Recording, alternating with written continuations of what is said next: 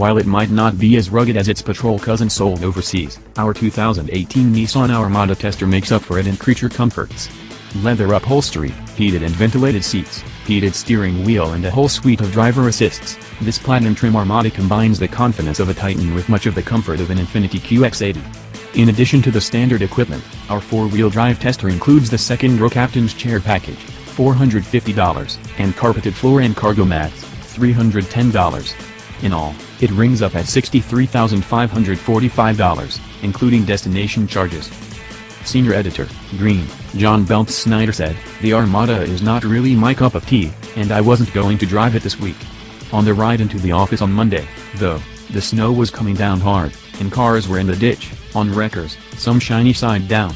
Having flashbacks of getting briefly stuck where my driveway meets my crappily plowed road in a Cadillac ATS the week before, I signed up for the Nissan Armada instead of the rear-drive Cadillac CT6 plug-in hybrid for my drive home. My commute was a breeze. Despite being a huge monster, the view from the driver's seat of the Armada was great. A high seating position, relatively low beltline, big mirrors and massive windows all around, I had no problem making my way through rush hour traffic in the icy dark. Even better, the Armada Platinum comes with Nissan Safety Shield Suite and adaptive cruise control, acting like an extra set of eyes going down the road. Even in city traffic with no cruise control, the Armada was happy to brake early and smoothly, even bringing the vehicle to a complete stop on its own without beeping and flashing lights in my face. It was a cozy ride. The interior is spacious, and the leather upholstery comfortable. I warmed up with the heated seats and steering wheel, and listened to a podcast via Bluetooth.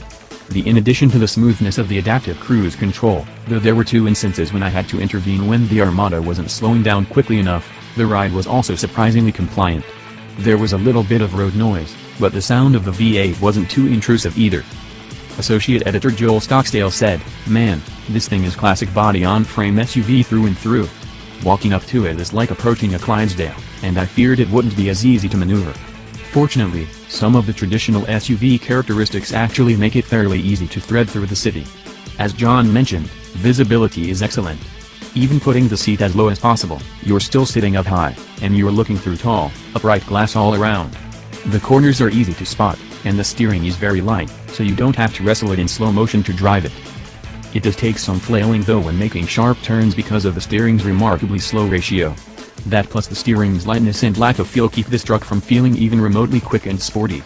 But something this big probably shouldn't be making sudden movements anyway. At least the suspension is tuned such that it doesn't wallow and roll too much in corners."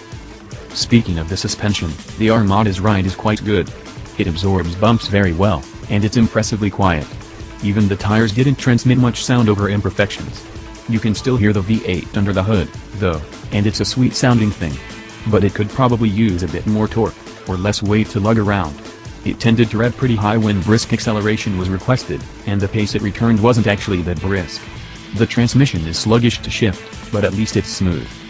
The interior also shared some traditional SUV quirks. The tall greenhouse and short dash definitely helped with visibility, and Nissan has included a sufficient amount of wood and soft leather. But the ergonomics are a bit awkward.